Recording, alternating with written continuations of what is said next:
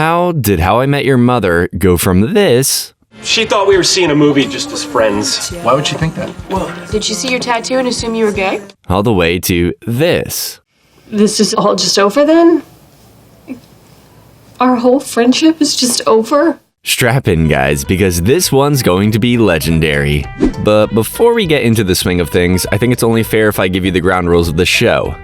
So, the biggest thing is that each episode is a story that's being told by a dad to his kids. And the overarching plot is that each episode leads up to the moment that he meets their mother. The stories take place in New York, usually in a bar called McLaren's, where a group of friends meet up and put the world to rights. The storyteller is Ted Mosby, a hopeless romantic and whiz architect who just wants to find his feet in life. In Ted's stories, there are loads of characters, and we'll cover them when we meet them. But the guys you all need to know are Marshall Erickson, Ted's former college roommate and big-hearted best friend, his girlfriend Lily Aldrin, think of her like the glue that keeps the friendship group together. Then you've got Barney Stinson, a legendary player who's a little suit-obsessed. And last but not least is Robin Scherbatsky. She's kind of the outsider and Ted's on and off girlfriend. But will she end up as the mother? Well, let's find out. Starting with the pilot episode of the show, which kicks off in the year 2030 with Ted telling his teenage kids, Luke and Penny, how he met their mother. By the way, his kids are named after Luke Skywalker and coins. Yup, Ted loves his pennies.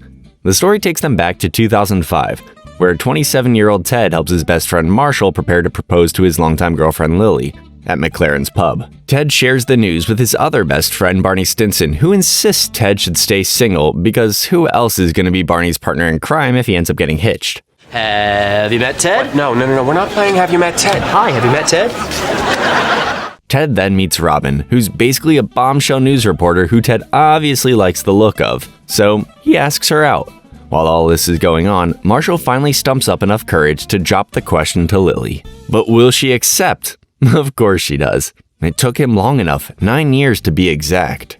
Back over with Ted, his and Robin's date goes well, and she asks him to come back to her place. But what looked like a promising night for Ted soon turns a little sour when Robin is called away from him thanks to an emergency at the news network. He obviously understands, and he heads back to McLaren's to tell his friends about the nearly night.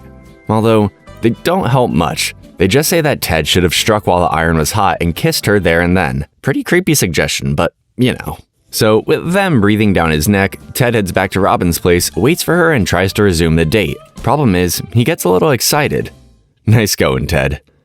Promise you these. Olives. Yeah. Thanks. I love you. What is wrong with me? So, after an awkward goodbye, Ted returns to McLaren's once more with his tail between his legs. Back in the future, Ted reveals this story is about their Aunt Robin, not their mother. Yeah. So you guys get the idea. A whole load of stories that build up to the big How I Met Your Mother story. In Purple Giraffe, Ted is still telling the same Robin story to his kids, but there's a little bit more to tell. Basically, after nearly fumbling big time, Ted tried to take an ultra-casual approach with Robin, and she's interested. Don't ask me how. I guess some people love to be love-bombed. You just had to have that toy, didn't you? Couldn't play the game like everyone else. You're all sweaty. So he puts on his Great Gatsby cap and throws 3 epic parties to hopefully seal the deal.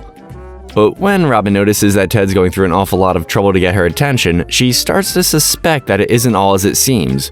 Robin confronts Ted and tells him that she's not ready for anything this serious and suggests the two just be friends. Although he is sent a few mixed messages along the way. No, it's not. You're right. There's no off switch. Jeez, let the girl breathe, Ted. In the pineapple incident, Ted's friends are fed up with him overthinking everything. So Barney, Lily, and Marshall dare him to live in the moment for once. Specifically, by downing 5 shots of a terrifying blood-red drink called the Red Dragon. A drink so powerful, it leads to Ted blacking out, waking up the next morning with a sprained ankle, a partially burned coat, a girl he doesn't recognize in his bed, and maybe the most mysterious thing of all, the pineapple. Obviously, Ted is completely stumped at what the hell happened, so he turns to Lily and Marshall to try and put together the pieces of the night. Oh, bad idea, Jeans. No, it's a great idea. That's the whole point of getting drunk. You do things you'd never do in a million years if you were sober. They explain that he sang karaoke standing on a bar table, called Robin mid-performance, then fell and wrecked his ankle. They swear they put him to bed, but they have no clue how the girl or the pineapple got there or why his coat looks like it survived a small fire. Ted then checks in with Barney, who tells him that, yeah, he did go to bed, but not for long. He was soon back at the bar making more drunk phone calls. Everyone's pretty sure that the woman next to Ted must be Robin, but it's actually someone else. She says that Ted called her by mistake, but she came over anyway. Turns out they swapped numbers while he was in the ladies' room trying to keep his vomit-free since 93 streak going. Part of me wants to just jump the bones of the next guy I see. Daddy's home. Or the one after that. Just as the mystery is solved, Robin shows up, so Ted scrambles to hide Trudy, who vanishes out the fire escape. But where the hell did the pineapple come from? Then we come to the wedding episode, where Ted is stressed about finding a date for Claudia and Stuart's wedding as he remembers RSVPing months ago and checking +1. I guess he thought Robin would have been his go-to. Well, actually he's not wrong.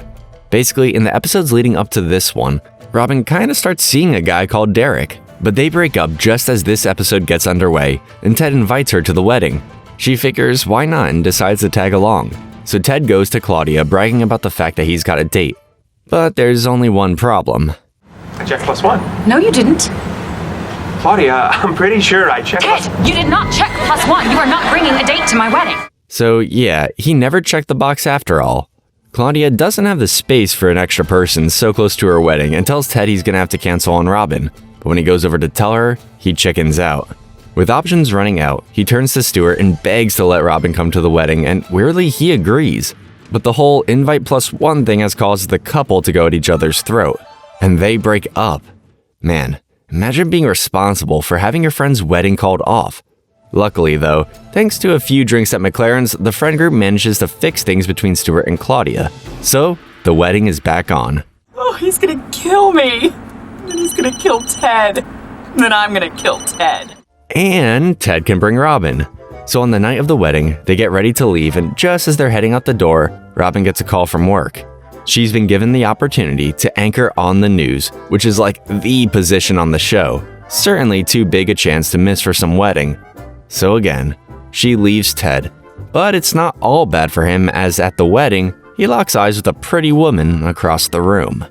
And drumroll please, it's the morning after the wedding, and Ted tells Marshall and Lily about his semi-amazing night. He approached the woman he locked eyes with, and basically she doesn't really do hookups, and Ted was the exception. So to hide her identity, she calls herself Buttercup, and Ted follows suit, calling himself Lando Calrissian. It's a good thing that she's not seen Star Wars, otherwise there'd be no way she'd go near him after that. That has to be ick-worthy. The whole secret identity James Bond thing doesn't last long though, when Barney steams in and uses Ted's real name, so Buttercup decides she'll unmask too, and tells Ted her name is Victoria. Let's do all the single ladies in this joint a big favor and steal the bouquet. Yes, but we'll need a diversion. Kiss! But with that, Ted and Victoria steal champagne and the bouquet, sneak off to another room, and nearly kiss. But Victoria stops, calling it a drum roll, and she slips off, never to be seen again. Marshall and Lily interrupt Ted to tell him that maybe she's a keeper, not someone who rushes into things and clearly likes him for him. That's when Ted realizes he has to find Victoria, so he calls Claudia on her honeymoon to see what her full name is. But when she checks the guest list, there's no Victoria. So Ted continues the search, which leads him to Robin, who says she spoke to Victoria too. And when Robin hears their story, she secretly realizes she does have feelings for Ted. Because you have feelings for Ted. I don't know. Maybe? Okay, what is wrong with the two of you? Claudia then calls and tells Ted that Buttercup Bakery made their wedding cake, and the woman Ted met wasn't a guest. She was the baker. He leaves Robin to sit with her sudden realization and heads to the bakery, where he's met with a little more than open arms. In Zip Zip Zip, Ted and Victoria are now dating, but they're taking things slow. I guess he's learned from the stuff with Robin. Marshall and Lily, meanwhile, are celebrating their anniversary, planning a fancy getaway, but end up bailing and staying home due to the rain. Talk about a downer. But 3 weeks into dating, Victoria decides she wants to take their relationship to the next level, if you know what I mean. Mainly because she's got to go out of town for a while and she wants to prove to Ted that things between them are serious. So they rush back to Ted's place, not knowing that Marshall and Lily have decided to skip their little getaway. But as the good friends they are, they decide to hide away in the bathroom so Ted can get it on. My God, what are they doing? Oh, They think we went away. Oh, it is on for my boy Ted. How's that for being wingmen? I know what you're thinking though. Where's Robin in all of this? Well, it looks like she's taking the Ted thing pretty well, because at McLaren's, she's turned her attention to Barney. They end up bonding over scotch and cigars, and then head to laser tag, which is a make or break date in my opinion. Back at the apartment, Lily and Marshall witness Ted and Victoria's painfully slow build to the deed, and although it's painful, Lily is kinda crying out for this level of excitement with Marshall. Over at Robin's place, Barney misinterprets her invitation to play Battleship as an invitation to, head to the bedroom. Great. I hope you're happy. You sunk my battleship. Who uses a childhood game as a code word though, really? Like, imagine that. Hey, fancy a little game of Operation? It doesn't set the mood, does it? Barney confesses he's got Ted's blessing to hook up with her, and that just makes things even more awkward because Robin spills the beans about still having a thing for Ted. She spares Barney to secrecy, although I'm not sure how well that'll last. In this next episode, Cupcake, it's been 2 months of bliss for Ted and Victoria's relationship, but she's been offered a fellowship in Germany. They face the tough choice of staying together or breaking up due to the distance. After a big ol' think, Ted decides to ask Victoria to stay, but changes his mind during their dinner, wanting what's best for her instead of being selfish. Although she then changes her mind and wants to stay, and they end up pretty much breaking up. I mean, I actually came here tonight leaning towards staying, but when you just told me to stay, it made me realize that I have to go. What is this, opposite day or something? Meanwhile, Marshall needs a new suit for a job interview, and Barney hooks him up with his tailor. But the good deal turns out to be a pricey $4,000 suit, which is pretty much out of his price range. This gives Barney the opportunity to try and recruit Marshall, even giving him a little sales pitch. After a time to cool off, Ted and Victoria decide that maybe they will give some long-distance dating a try.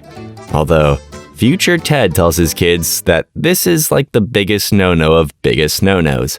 Something tells me Victoria isn't their mother.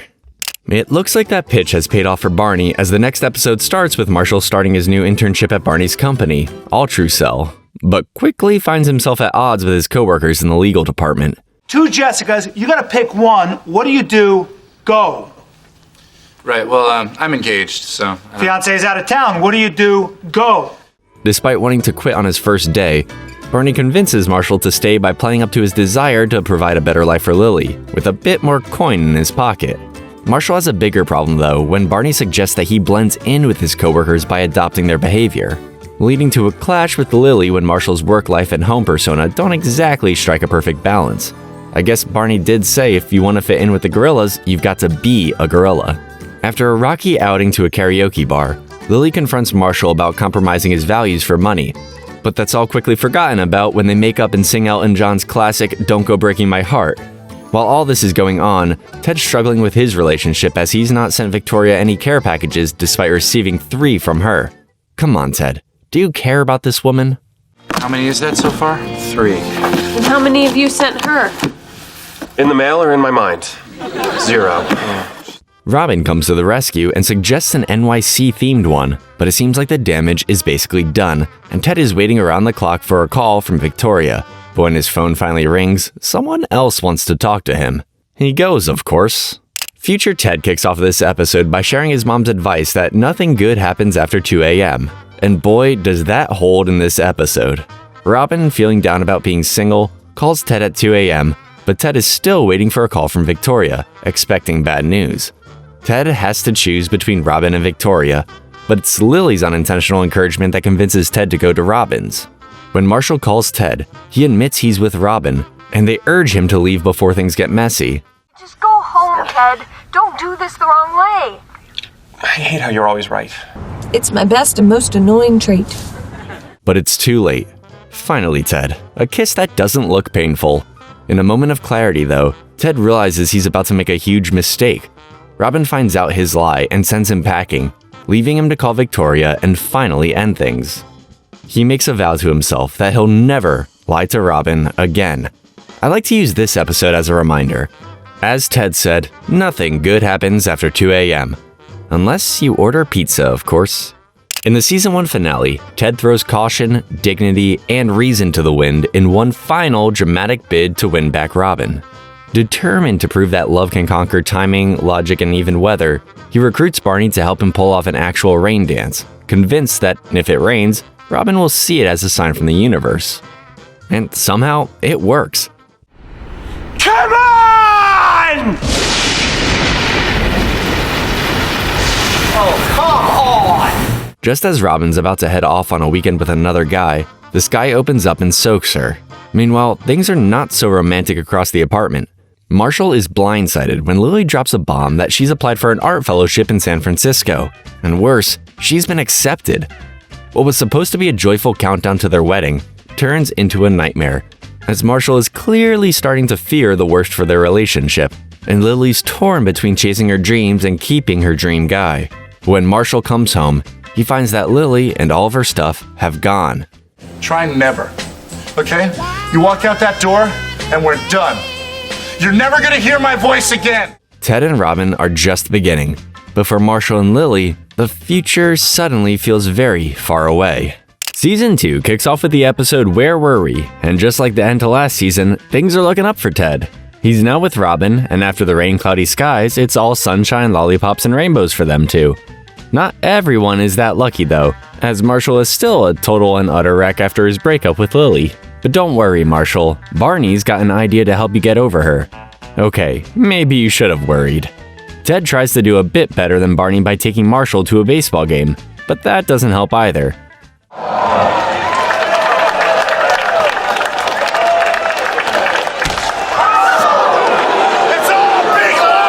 Then, the real kicker comes in the form of a credit card, when Marshall finds that Lily has been staying at a hotel. He tries to calm down but ends up calling the room she's staying at, so he heads to her room. But it turns out she hasn't moved on. It was just an identity thief stealing her money. Phew! For a second there, I thought something really bad had happened. Marshall then has a heart-to-heart with Ted in the hotel's bar, where he finally realizes that he can't stay in this slump forever and decides to take the first steps to getting better. And we know things are well on their way when he makes some pancakes for the group, something he used to do with Lily. Way to go, Marshall. It's time for Ted and Robin to get into their first serious fight in the next episode on our list. It all starts when Robin finally snaps and tells Ted she's tired of hearing him complain about work, especially about his latest project. A skyscraper that, according to her, looks suspiciously like a giant, phallic shape. Ted's hurt, not just because she mocked the building, but because he always listens to her talk about her job, and all he wanted was the same in return. The number one example on the tip of your tongue of a bad movie is Field of Dreams? It's about ghost baseball players. I think it's stupid. After she storms out, Ted heads to McLaren's to cool off with Marshall and Barney, still annoyed and feeling a bit sorry for himself.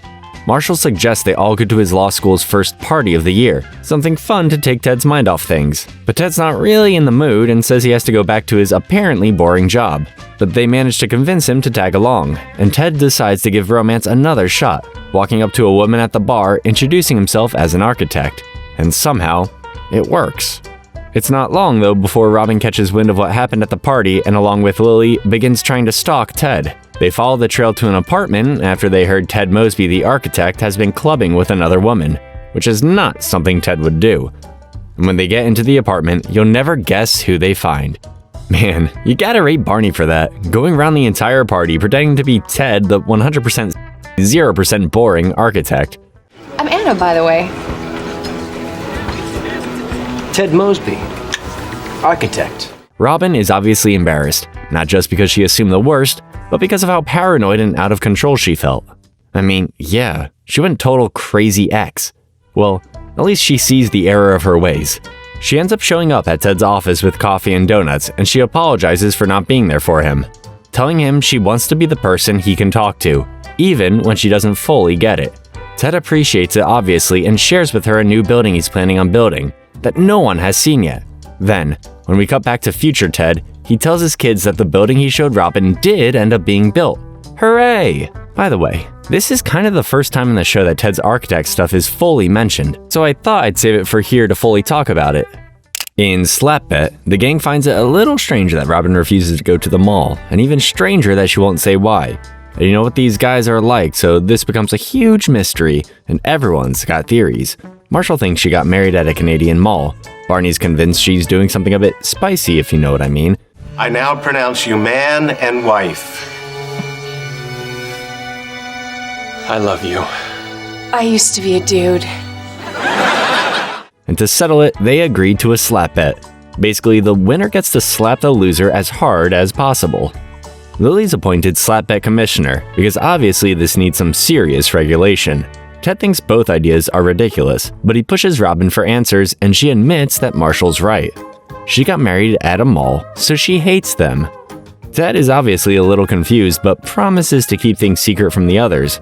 Well, that lasts about 5 seconds as he runs to Marshall and Lily, but after a quick database search, it turns out Robin was lying. She's never been married in a mall. So, as the commissioner, Lily rules that Marshall was wrong and Barney is given 3 slaps to use.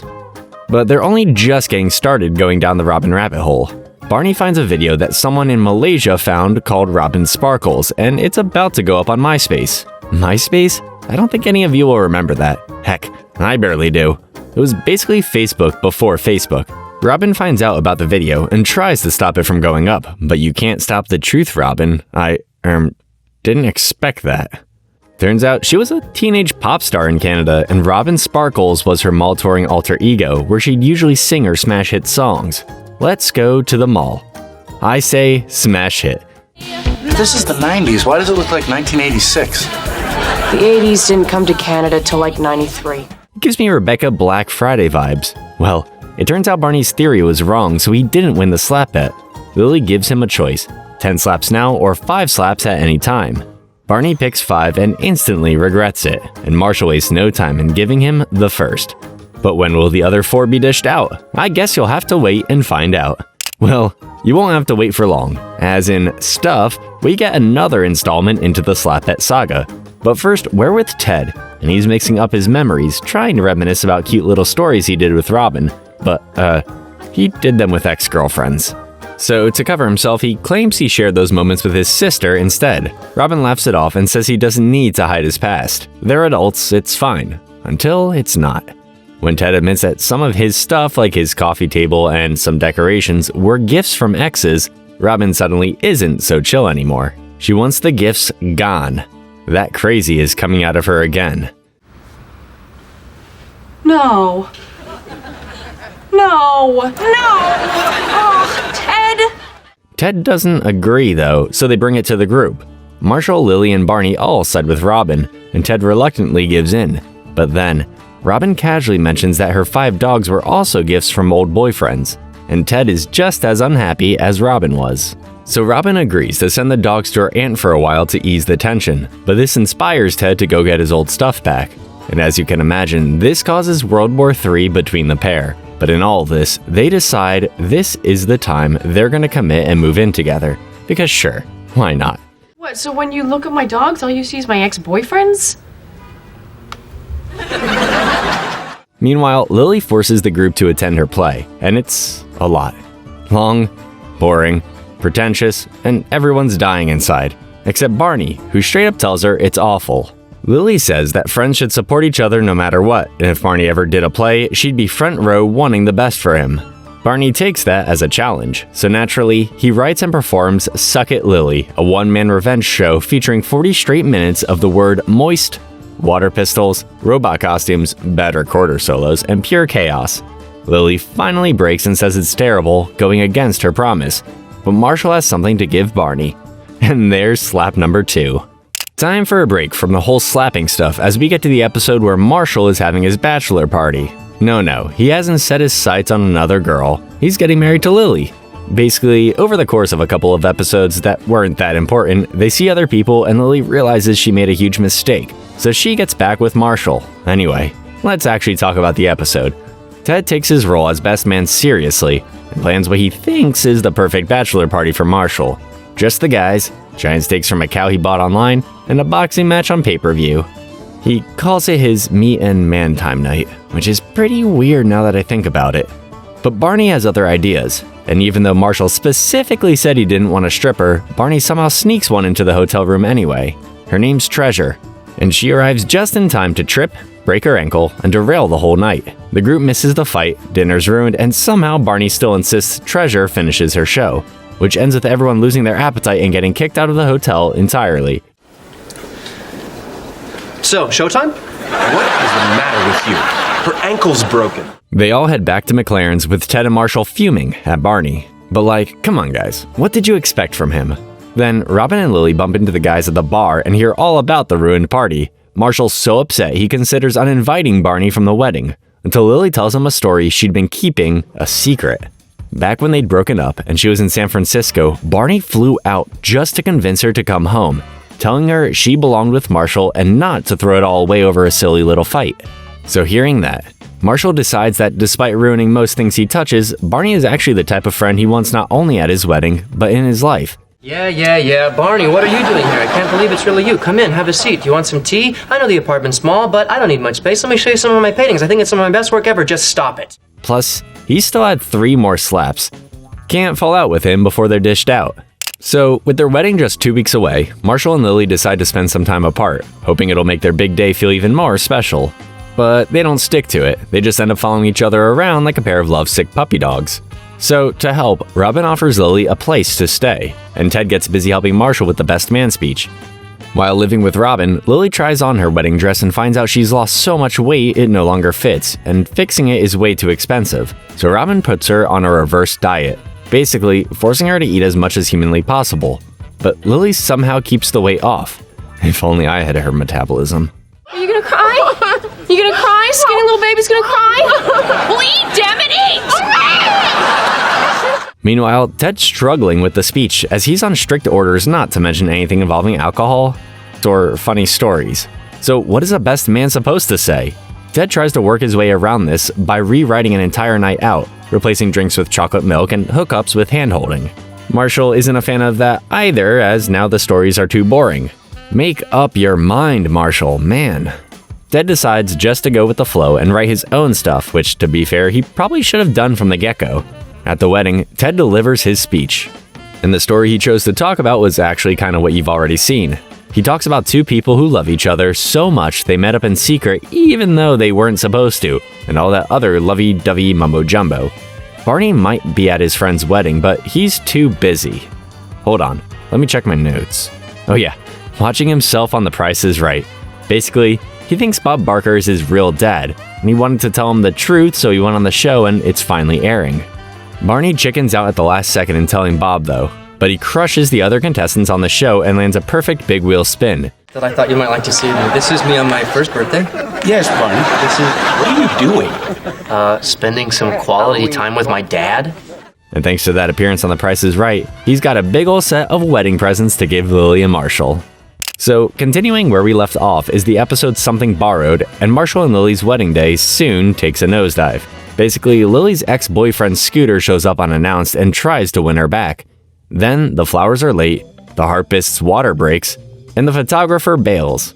Talk about ruining a perfect day. And Barney doesn't help matters when he realizes that saying it's for the bride gets people to do whatever he wants. This guy's such a yo-yo. One minute I think he's cool. Can I have her phone number? No. It's for the bride. Oh, hold on, let me go get a pen. Next I'm like, what possessed him to do this? But it's Ted who finally comes up with a day-saving idea. Forget all the fancy stuff and all the big money moves. Lily and Marshall should have their wedding in the park. See, it's a lot nicer than it sounds. Apart from the fact Marshall had his head partially shaved, so he has to wear that Jason Mraz hat. But let's look past that. Again, we're following on over to the Season 2 finale, Something Blue, where we're in the middle of Marshall and Lily's wedding reception. Not in the park this time though, thank God. The party is in full swing until Ted and Robin pull Barney aside after he overhears them whispering about a big announcement, but he presses them until they finally spill the story. It all started at the same restaurant where Ted and Robin had their first date. They're sharing champagne when Robin spots an engagement ring at the bottom of her glass and instantly thinks Ted is proposing. She's horrified, and as it turns out, so is Ted. The ring wasn't for them. It was a mix-up with another couple at the restaurant. But the awkward panic brings up some very real, very unresolved questions about where their relationship is heading. This is what I'm talking about. What is this doing in my champagne? Oh God, listen, I just gotta get out of here. That's not mine. Things spiral when the restaurant owner recognizes Ted as the guy who stole the blue French horn years ago. He demands it back in exchange for Ted's credit card and ID, so the two head back to Robin's place, and that's when they start having a real conversation. Robin says she doesn't want kids and still dreams of traveling the world. Ted's obviously a bit crushed by this, but sorta agrees with her. Flash forward to the reception, and Robin catches the bouquet while sipping water, which sends Barney into a full-blown panic. Oh God, this is the 12th most worried I've ever been that someone's pregnant. The truth is, Ted and Robin broke up weeks ago. They realized they weren't on the same page and ended things quietly so they wouldn't steal the attention from Marshall and Lily's big day, which makes sense. We know future Ted has 2 kids, so it was never gonna work. And he literally said so in the first episode, so... By the end of the night, Ted tells Barney he'll need a wingman again, and things are as they were way back at the beginning. The next episode on our agenda is How I Met Everyone Else. By this time in the series, Robin and Ted are firmly apart and Ted's been on the dating scene. But he's finally landed on a new girl. And he's finally gotten over Robin by making her his girlfriend. Now, I've not mentioned the girl's name yet because, well, future Ted can't remember it. Like, for real, she's called Blah Blah. So I assume this is not the story of how he met his kid's mom, or that is one freaky household. Blah Blah meets the gang at McLaren's and tells them that she met Ted at a French cooking class, but in reality, they met online, and she's clearly nervous about that. Ted insists she's hot, but Barney immediately says she's crazy, because according to the hot crazy scale, any girl who's hot and online has to be crazy, a hooker, or a dude. That last line dates the show a bit, but it was a different time. A girl is allowed to be crazy, as long as she is equally hot. Anyway, the conversation turns into a back and forth about how everyone met. Lily and Marshall talk about college, where Lily needed help with her stereo, so Marshall swooped in and sorted it out. Ted and Marshall's meeting involved mistaking each other for the dean while eating a sandwich, also known as getting high. And then Barney chimes in with how he and Ted met, which involved a fake story about a deaf brother, a fake name, and an obsession with suits. Blah Blah slowly starts realizing just how many memories Ted shares with other women, especially when he claims he and Lily made out before she met Marshall, which kicks off even more confusion. Way to go, Ted. That's exactly what you say to a newly married couple. Actually though, Ted gets it wrong, and he actually made out with a girl called Alexa Leskis the night he thought it was Lily. Turns out he'd been on the Red Dragon shots again. Blah Blah flips out by all this kissy talk, clearly jealous, and as Barney said, clearly crazy. It's not the most riveting episode in the series, but it has some nice background I thought you guys would like to hear. Plus, you can't miss a well-defined 3D character like Blah Blah. Okay, so Blah Blah wasn't the one. However, Ted is sure he's found the love of his life in the episode spoiler alert, and he must be serious. Because she's got a name. Her name is Kathy. She's smart, pretty, and seems just all around great. But the gang is suspiciously silent when he gushes about her. Eventually, Marshall cracks and tells Ted the truth. Kathy talks way too much. Like, non-stop. I bet he's going to the urinal. Yeah, I remember when I had a penis. Once Ted hears it, he can't unhear it. And suddenly, every sentence she says feels like a never-ending monologue. And from that moment on, in Ted's mind, Kathy is spoiled, but the gang doesn't stop at her. They start trying to point out each other's flaws, like Lily chews too loudly. Marshall sings everything he's doing. Ted constantly corrects people. Robin misuses the word literally every other sentence, and Barney, well, you know what he's like. I guess everyone has flaws, but when you notice them, it's hard to stop. But it's no worse than you using the word literally in every other sentence.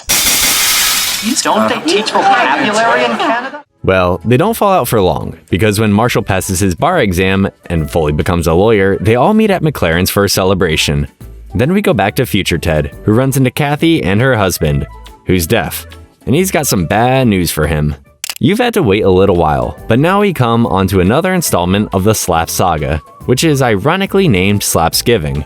It's Marshall and Lily's first Thanksgiving as a married couple, and Lily's determined to make it perfect, so she invites everyone round to have a big ol' bite to eat. Robin's there, and she's brought her much older boyfriend Bob. No, not the guy from The Price is Right. Barney then arrives and is on edge, wondering when the next slaps from Marshall are coming his way. Luckily for him, Lily has put a ban on slapping while Thanksgiving is going on, as that'd be a mighty rude way to ruin a big meal. Now, Ted's also there, but he's even more on edge than Barney. Basically, he signed up for a pie baking class before Thanksgiving, and you'll never guess who was there. Robin. But she was like the only one there, and before you know it, cooking leads to spooning and spooning leads to... you get the idea. Problem is everyone knows and no one is talking about it. Robin wants to talk to Ted and gets the vote from Lily that they should. Well, the guys tell Ted to just pretend it didn't happen and hope it goes away. Eventually, Lily forces the conversation, and Ted and Robin decide they're not good for each other, like at all, and maybe shouldn't be friends either. But when Bob says major buzzkill at the table, the pair salute because it was one of their in-jokes when together. It turns out there's life in their friendship yet, as they laugh like they used to. With that diffused, the dinner gets underway, and Barney can't help but taunt Marshall about the slap ban. But he's forgetting one thing. Lily is the slap commissioner, and she can lift the ban whenever she likes.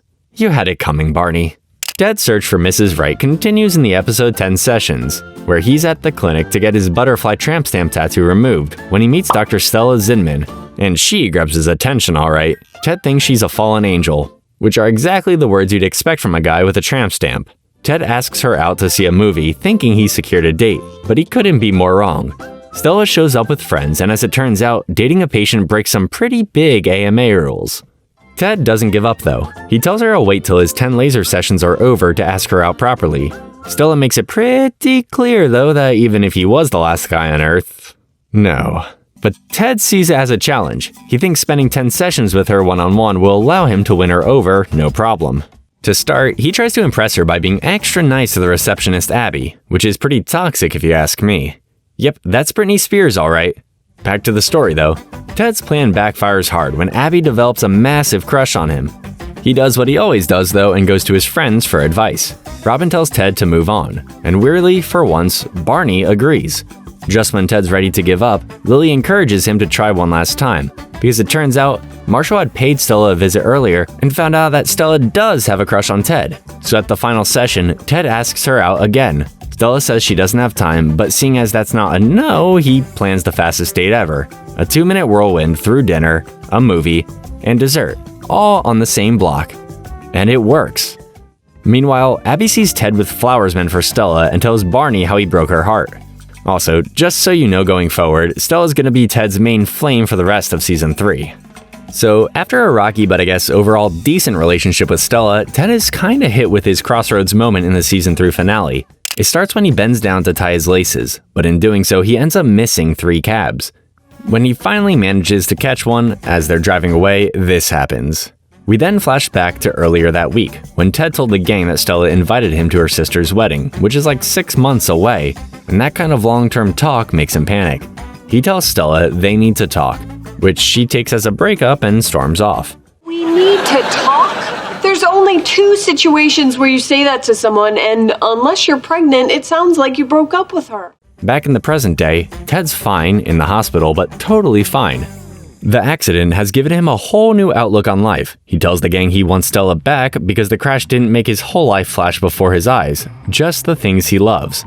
Barney has just caught wind of his best friend being in trouble, so he leaves his big board meeting to rush to the hospital, but he's in for a worse ride than Ted. I'm sure he can walk that off. I made it. I made it.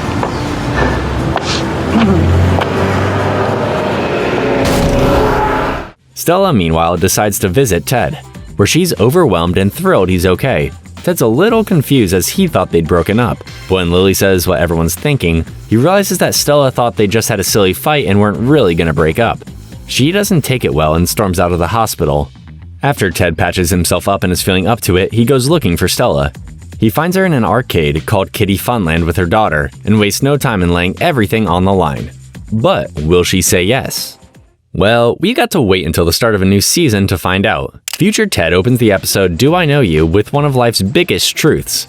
The longest pause ever is right after you propose, and in that moment, present Ted imagines every possible awful reaction from Stella before he finally gets an answer.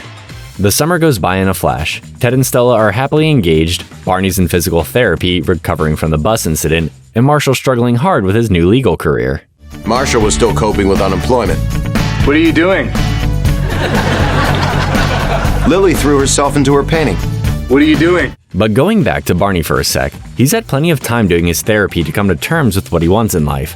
And he figures that he really wants Robin. What about the bro code, Barney? Well, I guess if he was trying to just sleep with her, then yeah, it's stupid to go there, but he loves her. He admits it to Lily, who agrees to help if he stops sleeping around and properly gets his act together. He agrees, so Lily sets up a dinner date, and Barney behaves like a different person. Gone are his dirty jokes, no over-the-top flirting, just genuinely, listening. Although, Barney can't quite go through with it, and instead reverts back to his type. Meanwhile, Ted starts realizing he doesn't know Stella all that well. He doesn't know her favorite color, hobbies, or even her eye color. And things take a turn when he unknowingly cooks her peanuts, sending her to the hospital because she's got a severe allergy. He tries to smooth things out by introducing her to Star Wars. And as we know, he's a big Star Wars guy. He hopes to God that she likes the franchise, and she does, or so she pretends. She lets it slip to Marshall later, though, that she hated the film and that the whole thing is a load of sci-fi nonsense. Someone's never seen a sunset on Tatooine. Hey, I'm just gonna grab a beer. You want one? The movie's already started. So. Yeah, it's just some words flying through space. I mean, I'm not gonna read that anyway. Oh my god. Marshall is super concerned about hearing this, though, but Stella says she'll just lie to Ted for the rest of time. It's no biggie. Which, isn't exactly promising, is it? If she can easily lie about Star Wars, what else can she lie about? In Intervention, the gang is packing up. Lily and Marshall are moving into their new place, and Ted is supposed to be moving in with Stella in New Jersey. But as we know, moving is like the most stressful thing a normal person can do. So tensions rise when Ted and Marshall find out they've got to pay the deposit back on the apartment due to the cracks in walls and general wear and tear. So the gang stages an intervention to sort it all out. But while chatting, Ted finds an intervention banner that the gang had secretly made a short while ago in protest of him marrying Stella. With it is a letter written by Marshall that tells Ted he thinks Stella isn't the one for him and he's rushing into things too soon. This is a letter I meant to send home with one of my kindergartners. Gilbert, are things moving too fast between you and a girl named Stella? But surprisingly, Marshall backtracks and tells Ted he now thinks Stella is great and maybe the one for Ted after all. The gang then starts to talk about old times and nearly decide to stay living together. But at McLaren's, they realize it's time to grow up. Ted steps up to the plate and pays the deposit for the apartment and sets this moment as his line in the sand. He means business from here on out. The episode Shelter Island begins with Stella chugging Barney's drink and launching into a rant about her sister Nora stealing her dream wedding. Same location, same sunset vibe, everything. So she grabs Ted and tells him that they are 100% going to outdo her sister, no matter what. Well, she doesn't have to wait long, because her sister gets dumped by her fiancé, and with the wedding so close, she's upset she can't get any of her money back. But don't worry, Stella's got a fix for that. She suggests that she and Ted will pay her sister back the money for her missed wedding, and take the venue for themselves. So, how long have they got? A few months? No, a few days. Turns out the wedding is this weekend, and poor Ted can't take this news. After calming down and realizing he's facing the inevitable, Ted agrees to the whole wedding thing and even calls Robin, inviting her to the wedding. Robin's currently in Japan as Ted's wedding is about to go down, and obviously she's an ex, so it's a pretty tricky situation. But Robin says yes. Of course, the news was a little different over there.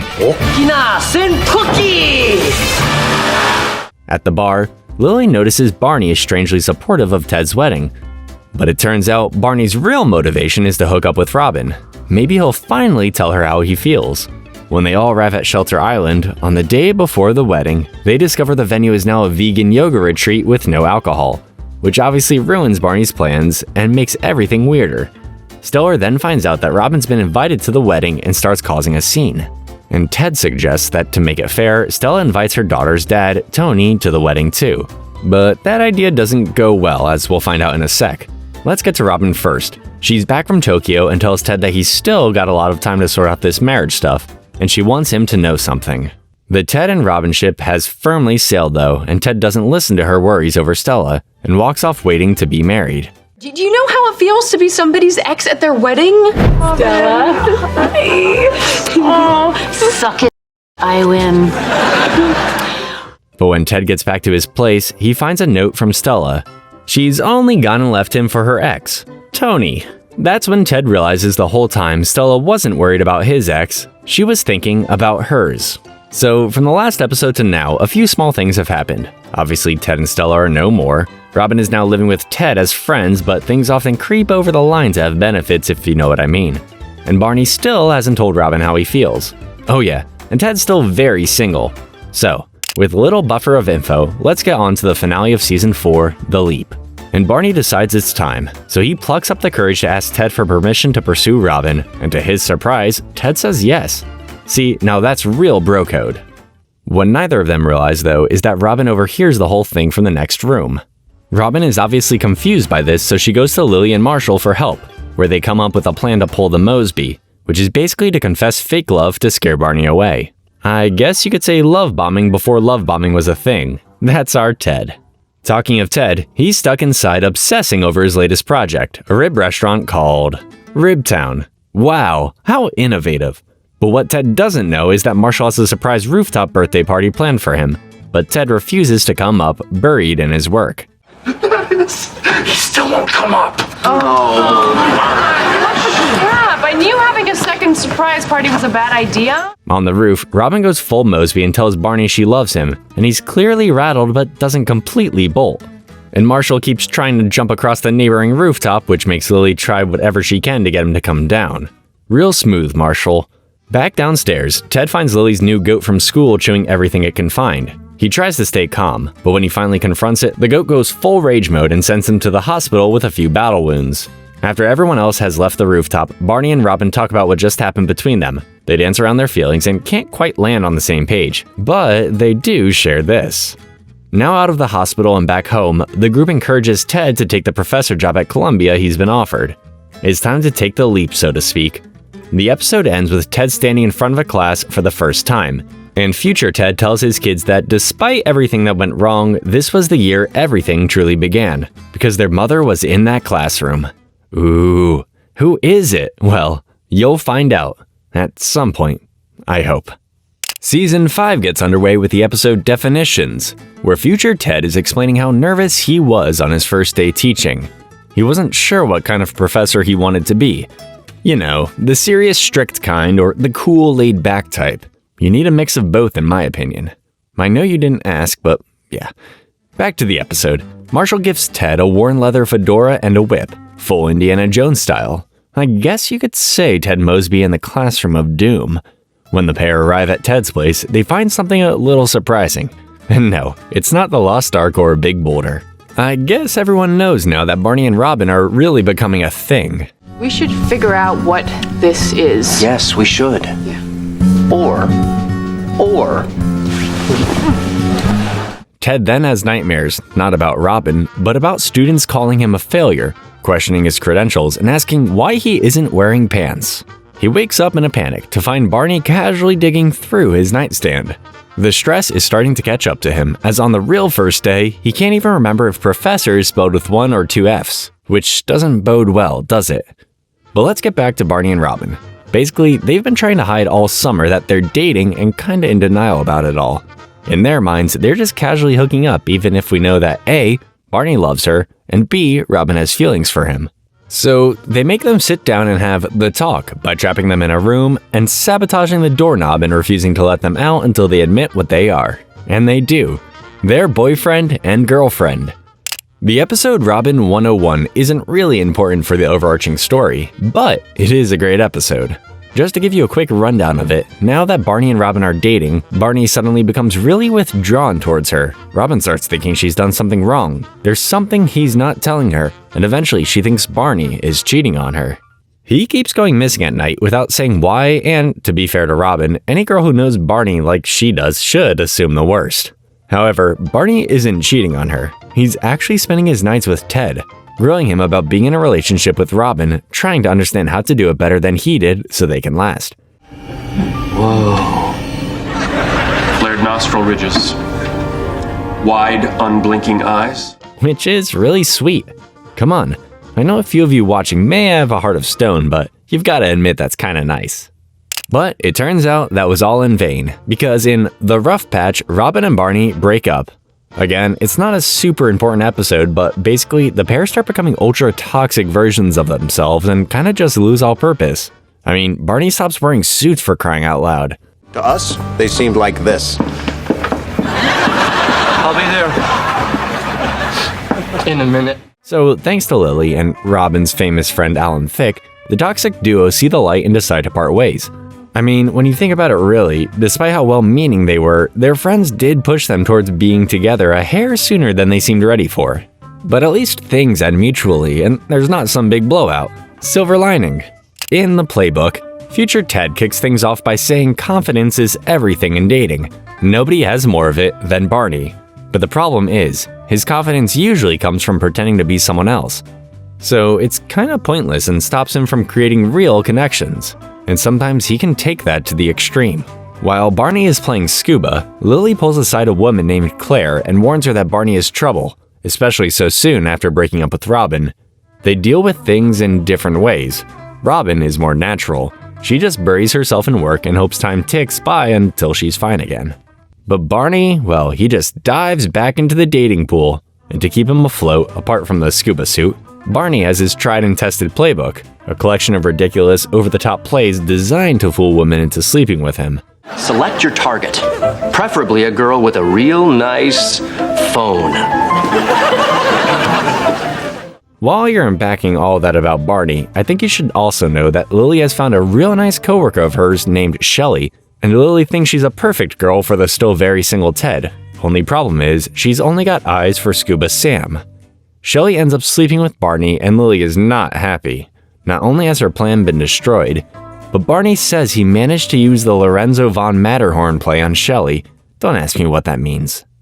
But Lily makes sure to fight back. She hires an actress to steal Barney's playbook and post it online for every man to see if he doesn't stop his silly little games. But Barney has one final game up his sleeve, and it's nowhere near as bad as you'd imagine. I like to call it the Heartbroken Scuba. No. I got left at the altar. See, as future Ted said at the beginning, pretending to be someone else really is another way of running from your problems. But hey, at least Barney opened up in the end. I know you guys have been waiting a while, but we're finally at another episode in the Slap Saga, Slapsgiving 2: Revenge of the Slap. And it starts with future Ted taking us back to Thanksgiving 2009, where Lily and Marshall had invited everyone over for yet another dinner. After last year, surely things couldn't go wrong. Right. Well, it started well. There's always that. Marshall picked out the perfect turkey but accidentally left it in a taxi, leaving it up to Ted and Robin to race to snatch it back. And they did. So, as well as having a nice free meal, Marshall shows his thanks by gifting either Ted or Robin one of his remaining slaps to use on Barney, only if they landed before sunset. You realize you only have one left after this. Are you sure you want to spend the slap today? No, life is short. I figured slap ADM. Slapping aside, when you've got Barney, Ted, and Robin coming to your home, you know you've got some weird guests coming your way. But for Lily, things are about to get a whole lot weirder when her dad shows up. His name's Mickey, a man who's spent the last couple years in a basement playing board games. Man, I wish my life was that simple. Since Mickey is technically his father-in-law and Marshall is pretty big on family, he invites Lily's dad to sit with them for dinner, although Lily is obviously not happy. She ends up storming out, and it's not long before Marshall has to kick her dad out too. I mean, the guy tries to play a game called Diseases at the dinner table. Yummy. Let's talk about tuberculosis in between mouthfuls of turkey. Lily is taking a breather in a bodega when she finds out that Mr. Park, the owner of the bodega, has died. Hearing about death turns Lily's stomach, and she realizes she's got to make peace with her dad before something bad happens to him. So she goes home and voices Marshall to re-invite Mickey. Let's hope there's no more disease talk. Meanwhile, Ted and Robin are bickering over who should slap Barney. They're teasing turning serious as the deadline looms. The slap passes between them like a hot potato, and they can't decide. So just let me have it. I'm the one who had the idea to call the Port Authority lost and found. Oh, that's a good point. Rebuttal? I'm the one who slapped the guy at 20. Luckily, Marshall decides for them. And that is indeed 4 slaps. I'm just going to quickly cover the episode Home Records because while it's not packed with juicy lore, it is the episode where Ted manages to buy his first house. Don't worry, he's still living with Robin. He just buys a fixer-upper in the hopes to put his architecture skills to the test when it comes to renovations. I see a life that I know I can have here.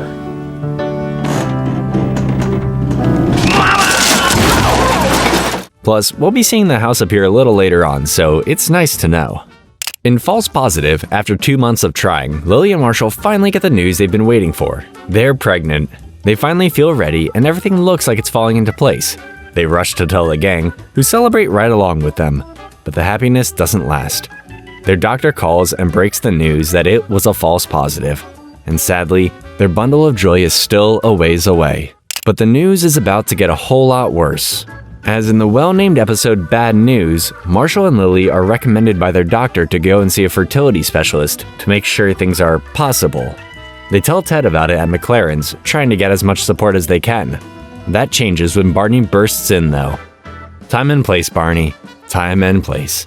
Although, you can't not love a bit of laser tag. After Barney's laser focus, Lily heads to her appointment with the fertility expert, Dr. John Stengel. But the moment she sees him, she freezes, because he looks exactly like someone else. I mean, with the way Barney uses disguises, you'd 100% have to think this was him. Even when Marshall says Barney was with him all day, he changes his mind the second he sees the doctor and starts believing Lily might actually be right. Barney even shows up at the clinic, admits that the resemblance is uncanny, and walks off like it's no big deal. But funnily enough, we never see them in the same room. The final straw comes when Dr. Stengel uses the phrase scoot up, which sounds a little too Barney-like for comfort. But then it happens. I guess they really are just two people who look alike after all. Can we leave him in here for a while? I'm done for the day. You can leave him in here all night. Oh, yeah. But now that I think about it, do you think Barney and the doctor look a lot like that actor? What's his name? Oh yeah, Neil Patrick Harris. Now that is uncanny. After that little scare, Lily is super anxious about her results. But when they come back, it's great news. Turns out she's super fertile, like top of the class in fertility. But the problem with that is Marshall now knows he's the one who's holding them back. So he goes to get himself tested, although his doctor looks eerily like Ted. He doesn't, but they should have done that for sure. Have you heard of the gentleman's sport known as laser tag? Surprise! Damn it, Barney! What are you doing in here? While all this is going on, Robin's first days at Worldwide News is turning into a nightmare. She only took the job because she thought Lily was pregnant, and it made her feel behind in her own life. And to top it off, she realizes that the lead anchor is Sandy Rivers, her old co-host for Metro News. He keeps embarrassing her with stories she'd rather forget, and while the gang tells her to laugh it off, it's not easy. Ted decides enough is enough and visits Sandy's apartment, where he finds out Sandy is actually bald and wears a toupee. Ted gives Robin a photo and tells her to use it to get even. When she's interrupted at work again, she doesn't take revenge. She doesn't though, because she's better than that. Back at McLaren's, Marshall finally gets the call he was dreading. Only this time, it's good news. Dr. Stengel says everything's fine. They should have no problems having kids. So Marshall decides to call his dad to tell him that they're gonna try for a baby. But when he calls, his dad doesn't answer. That's when Lily arrives with the real bad news. The very next episode, Last Words, takes place at Marshall's dad's funeral. And while this episode isn't huge on story, it does have a real touching moment from when Marshall finds one last voicemail from his dad on his phone. At first, he thinks it's just a pocket dial, but then he hears his pop's last words. Anyway, your mom and I had such a great time seeing you. I love you. Now, ain't that sweet? Then, straight after, we've got another episode which isn't exactly groundbreaking, but it's the end of the single life for Ted Mosby. Basically, he's been seeing a new girl called Zoe, and they've become friends. Problem is, Zoe is married to a guy called George Von Zootsmoot, and can't exactly just run away with Ted. Well, actually she can. Thanks to Marshall, who calls them both and tells them how each other feels, Zoe ends things with George and jumps on the good ship Mosby. Maybe she is Penny and Luke's mom. I wouldn't hold my breath. They're kissing. They're kissing? All the stuff with Marshall's dad from a few episodes ago has made me realize that Barney still doesn't know who his real dad is. Sure, he thinks that it's the guy from The Price is Right, but in the episode Legend Daddy, he's about to find out for real. The episode starts with Ted giving the gang a tour of his fixer-upper house that we talked about a little earlier, and he's got big dreams. He wants to basically kit all out for his future kids, hoping they have as much fun as he did at his house when he was a kid. Barney, on the other hand, has a different idea. A few days earlier, the gang was trying to watch March Madness at Barney's place when his TV broke, and when he got called to get the thing repaired, a strange man showed up, Jeremy Whitaker. And spoiler alert, he's Barney's long-lost dad.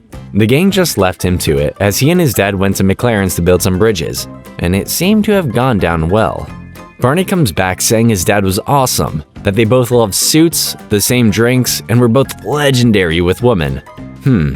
Yeah, don't know about the last one, Chief. That dude high-fives people with his face now. You're funny. My dad's funny. The gang is kinda worried though, because this guy's ditched Barney all of his life. He shouldn't get too attached too soon. Turns out, they were right. Sort of. Jerry shows up the next night and tells the gang Barney ghosted him. In reality, they had nothing in common, and Barney stormed off after refusing to meet Jerry's family. So now, back at Ted's house, Marshall and Lily try to convince him to go to dinner and give Jerry another chance. Barney refuses until Marshall reminds him he no longer has a dad to talk to, which obviously changes everything. Barney bites the bullet and meets Jerry's wife and son, JJ, but when he finds out JJ stands for Jeremy Jr., jealousy takes over. JJ gets a childhood, a dad, a real family, and a basketball hoop? No, I at least get the hoop. I'm taking it with me. I think some counseling may be in order. After a couple months of dating, Ted and Zoe are not getting on well. They're arguing over everything. They have nothing in common, and worst of all, Zoe loves the Arcadian. Basically, Ted was hired to be the head architect on a new GNB building that was gonna stand where the old hotel was. And Zoe was an avid activist for the old hotel, believing that the heritage it had was seriously important. Ted tried to look at it through her eyes, but he was just putting off the inevitable. Truth is, Zoe doesn't care that much about Ted's career, and his dream of building skyscrapers probably won't happen while she's around. So in the episode Landmarks, they go their separate ways. Sometimes things have to fall apart to make way for better things. I have to say, I think of all of Ted's fleeting romances, I never understood the stuff with Zoe. It felt like a need to be not alone instead of 100% attraction, but who am I to comment? Things, for once, actually get a bit happier in the season 6 finale, as after a bout of what she thought was food poisoning, it turns out, after all this time, Lily and Marshall are finally pregnant. This is basically the real start for them, and from here on out, they start looking to find a new house together in Long Island, which they quickly move into. You can't help but root for these two. Before we get into the next episode, there is a little bit of a jump. Nothing crazy has happened apart from the fact that Robin has a new boyfriend. His name is Kevin, and he started out as her therapist, so it's already a bit weird from the get-go, and as you'll see from this episode, things don't really last long between them, so I thought I'd just quickly intro him here instead of dedicating a couple episodes to him. The episode we're diving into, though, is Disaster Averted. You know, the one where the gang reminisces about Hurricane Irene. But while they're reminiscing about it, Barney is begging Marshall to let him get out of wearing a ducky tie that he's been made to wear after losing a bet. Problem for Barney is, to get out of the bet, he's got to give Marshall something of substance, so he trades the tie for 3 more slaps. And Marshall wastes no time in getting a few in. It's so sensitive, it's like a big red bullseye. Ouchie! After that, Robin and Barney talk about the time they kissed during Hurricane Irene as they share a cab, only for their past to suddenly become their present. Listen, Kevin is probably the most hated character on this show, but no one deserves to be cheated on. The next episode picks up a little bit after the taxi kiss, and Robin and Barney are now in bed. The consequences of their actions are now weighing on them, as not only has Robin cheated on Kevin, but Barney has been seeing a girl called Nora, so they're as bad as each other. Barney tries to cope his way through it, and a little later on, after they part ways and have some time to think things through, Barney and Robin meet up and admit how they really feel about each other, and agreed to tell their partners the truth about what's gone on. The pair try to let Kevin and Nora down gently, but it doesn't work. For one of them, anyway. Barney just machine guns his entire thoughts and feelings towards Nora, letting her have it, warts and all. But Robin and Kevin? She hasn't got the heart to tell him. They can't exactly hide the fact they're still seeing each other either, especially as Robin lives with Ted. I should go. Tough night. I'm so sorry. Don't be. It's nothing. And as the title of the episode suggests, Robin is running out of time to do the right thing. Karma catches up to Robin in the drunk train, as Kevin has a little surprise in store for... Okay, a big surprise. Can you imagine proposing to someone who's cheated on you? It turns my stomach thinking about. Anyway, Robin still doesn't have the courage to end things with Kevin, and instead decides to just accept the proposal, and that's that. Until she figures a way to weasel her way out of the entire thing, by telling Kevin that she can't have kids, and even if she could, she doesn't want them. This makes Kev look at his relationship with Robin differently. He 100% wants kids in the future, so decides it's for the best if they do actually break up. How has she managed to get away with that? Robin then goes home for a big old cry while Ted comforts her, and she tells him everything. In return, he tells her probably the one thing she didn't want to hear. I could. I love you, Robin. I guess that's her real karma. Also, Ted, man, you really gotta move on. We know this isn't Penny and Luke's mother. Or is it? It's not. Robin turns Ted down and even begins the process of trying to move out of their apartment, and in the meantime goes to live with Lily and Marshall in Long Island. It's a good thing Robin has moved in with them, because in the Magician's Code, Lily goes into labor, and Marshall is stuck in Atlantic City with, you guessed it, Barney. They're too drunk to drive back to New York and desperate to get to the hospital before Lily gives birth. Barney makes Marshall promise that if he gets them back in time, Marshall will give his son the middle name Wait For It.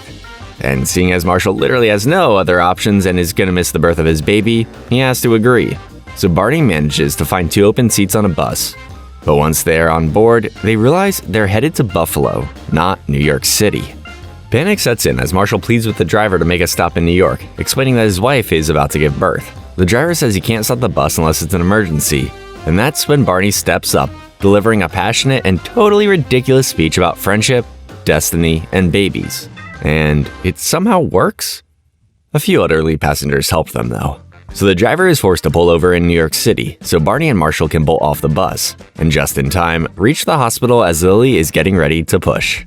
While waiting, Ted and Robin sit together and finally make peace. After all the tension and awkwardness, they're friends again, and it feels right. In return for him getting me here, I may have promised Barney that our son's middle name will be Wait For It. I can't wait to... Then Marshall comes out of the delivery room with the biggest smile on his face and announces he's a dad. The gang gathers around Lily and the baby, and she tells them they've named him Marvin after Marshall's dad. But that's not all. His full name is Marvin, wait for it, Erickson, keeping the promise Marshall made and giving Barney the most legendary baby middle name ever. We pick things up where we left off, and it's just after the birth of baby Marvin, and Ted finds himself feeling emotional and starts thinking about what he really wants, a family of his own. I mean, we already knew that with the stuff at the house, but I guess seeing his friend have kids has really put things into perspective for him. He talks to Robin about it, and she tells him to stop going after women he knows won't last. She reminds him that Victoria was the only girlfriend he ever had who actually felt like the one. So, spurred on by Robin, Ted calls Victoria and asks her to meet him at McLaren's. But he's in for one hell of a surprise when she shows up. Because it turns out today is her wedding day, but she admits she's never fully let go of Ted, and if he wants to run off with her, now's the time. I was starting to think this would never happen. Oh no, Mrs. Madsen. I told you he wasn't gay. Wait, what? Ted gets in the car with Victoria, ready to drive off. But as they're on the road, Ted pulls over and says he can't do it. He tells her he was left at the altar once and it nearly broke him. He says he has to respect that she's someone else's fiancé, but as he drives with her, he starts to remember how good things were. And instead of stopping, he keeps driving as the two hold hands as they literally go off into the sunset. Will it last? I don't honestly know anymore. The people in this show are with another person every 6.5 femtoseconds, so probably not. When I tell you the name of this episode, I'm sure you'll be able to see how long their relationship lasted. It's called The Autumn of the Breakups. Doesn't look good, does it? Basically, Victoria and Ted do end up together and try to take things seriously, but Victoria wants to be more serious than Ted. He ends up biting the bait and proposing to her. Although she's seen this trick before, he's jumped into relationships with girl after girl and threatened to get married dozens of times. If he wants to be committed, Victoria has one real request. Yep, she wants Ted to stop seeing Robin altogether. I just asked you to be my wife. Isn't that proof there's nothing between me and Robin? Well, maybe today there isn't, but what about tomorrow? I don't need to tell you what happens next. You all know what's coming. They break up, and the Mosby train is firmly back in the single station. Now it's time for another two-parter. The final page two-parter to be precise. The first part starts at McLaren's, where Marshall and Barney order the same drink at the exact same time, leading Marshall to jinx Barney. Future Ted explains that Barney once broke a jinx years ago and immediately got hit by a bus, so now he takes jinxing very seriously. Oh, so that's why he got hit by a bus. Not because he was rushing to see his friend in the hospital. Checks out. Anyway, the gang celebrates finally jinxing him again, and Ted promises it's going to be a long one. After a few drinks, Ted invites his old college professor, Vinnick, the guy who once said he'd never be an architect, to the opening of the new G&B building. But Vinnick declines and doesn't even remember Ted. Ouch. I believe you've sent this to the wrong person. I have no idea who Ted Mosby is. Ted then decides to drive to Wesleyan with Marshall, Lily, and a still silent Barney to confront him.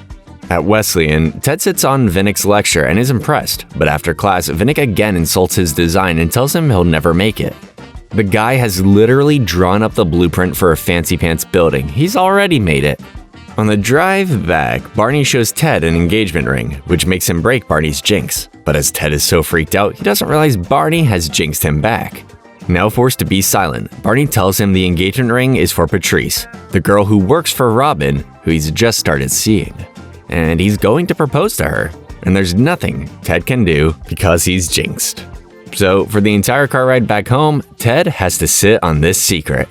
After learning that Barney plans to propose to Patrice, Ted struggles with whether or not to tell Robin, and at McLaren's, just as he's about to speak up, Marshall and Lily arrive and talk about attending the GMB building opening that night.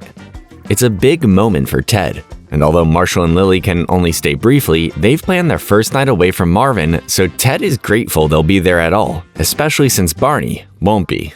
And the birdie says goodnight, and the elephant says goodnight.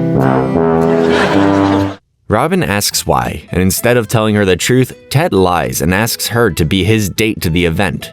But just a little while later, Ted calls Marshall to meet at the bar and confesses everything. He knows Robin deserves to hear the truth, and he wants to give her a chance to go after Barney if she still has feelings for him. Marshall says that deep down, Ted still believes he and Robin might end up together, and by staying silent, he'd be giving himself a shot. Ted insists that Robin is his friend and he can't keep this from her. Marshall warns him not to say anything, but Ted can't let it go. See, this is why Ted is great. That's real love. He's putting Robin's potential happiness over himself. Be like Ted, gentlemen. So on the way to the event, Ted tells Robin the truth. At first, she says she's done chasing Barney, even when she finds out he's proposing on her favorite rooftop. But Ted doesn't believe her and convinces her to go. When she reaches the roof, it's covered in rose petals and candles. She finds a play from the playbook titled The Robin, revealing Barney's entire proposal plan. Because your friends have no boundaries, they'll inevitably have an intervention for Robin, which you'll monitor via the hidden cameras you have in Marshall and Lily's apartment. That son of a gun. It was his plan all along, and Robin is furious at first, believing that Barney had lied and manipulated her. But when she turns the page of the playbook, it says, I hope she says yes. And after seeing that, she does. Ted stands outside the GMB as snow begins to fall, heartbroken that he'll never be with Robin, but so happy that she'll get everything she wants. You did good, Ted. You did good. So it's official. Barney and Robin are getting hitched, and before a big wedding comes a bigger bachelor party, especially if your name's Barney. But the episode actually starts a little low-key with a dinner for the finances at Barney's mom's house. But the second he leaves, he has some people waiting for him. 3 weeks earlier, Barney had told the gang he expected an ordinary bachelor party, which obviously meant they had to go all out. Robin offered to help, but Barney said fiancés don't plan bachelor parties, leaving it up to Ted and Marshall. Meanwhile, back in the present, Robin is suffering through dinner with Barney's mom, made worse when she finds out Barney told Loretta she's a virgin. Things get weirder when Loretta starts giving her tips and sharing graphic stories. Robin calls Barney, begging him to come back, but there's no coming back from where he's going. The boys have hired a female dancer for Barney's party, and it actually turns out to be one of his old girlfriends, Quinn. She's furious that he's moved on and engaged, so she refuses to dance for him. But that's when Robin shows up, sees Quinn, and more importantly, sees red. Barney sits in shock, his entire night in ruin, heck, his life in ruin. But behind the scenes, Robin calls Ted, confirming they're right on schedule. Don't hurt him. I've got the money. Too late! It turns out the entire disaster was planned. The worst night of Barney's life was their gift to him, and it all ends with a surprise party at the apartment, and Robin, of course, tells him the truth. I'd never make it down the aisle if that happened to me, and I'd fully have a heart attack. As a little breather in between all the story-heavy episodes, here's the latest Slap Saga installment. This one's a little ode to Tarantino, but ends with Marshall, once again, getting a slap in on Barney, in super slow-mo too. Ladies and gentlemen, boys and girls, it's time. It's time for us to meet the mother. It's not time for Ted to meet her just yet, but it's time for us. If I say time one more time, I'm gonna explode. Anyway, the episode isn't like our usual ones, and instead focuses entirely on the woman who would one day become Ted's wife. It begins the night Ted meets Robin and Marshall proposes to Lily. Across town, the mother celebrates her 21st birthday, waiting for her boyfriend Max to arrive. And instead of him showing up, she gets a phone call telling her Max has died. Yeah, this sounds like a lady with luck that rivals Mr. Mosby. By 2009, she meets Cindy, who becomes her new roommate, and through a class mix-up, she briefly encounters Ted. And as we know, Ted dated Cindy for a little while and ends up leaving the yellow umbrella at her place, which belongs to the mother. Seriously, ask my friends. I always say my ideal woman does not play bass because this is clearly your roommate's. She's in a band. Damn, that's cool. The mother then starts a band and meets Darren, who slowly takes over the group, and by 2012, she meets Lewis, who is sweet but not quite right. She dates him anyway, but when he proposes years later, she realizes she's still holding on to Max. She talks to him one last time on the bench, asks for a sign, and when the wind answers, she knows it's time to let go. She turns down Lewis's proposal, ends the relationship, and moves into a room at the Farhampton Inn, right next to Ted's. That night, she sings La Vie en Rose on the porch with her ukulele, and Ted, sitting on the other side of the balcony wall, hears every word. He's instantly moved, unaware he's just heard his future wife for the first time. That's when future Ted chimes in and says he's heard her sing that song 100 times since, but nothing will ever beat that first time he heard her voice, even if he didn't know who she'd turn out to be. Flipping back to the main way of showing the episodes, Barney and Robin are due to be married in the next 32 minutes, and boy are they freaking out.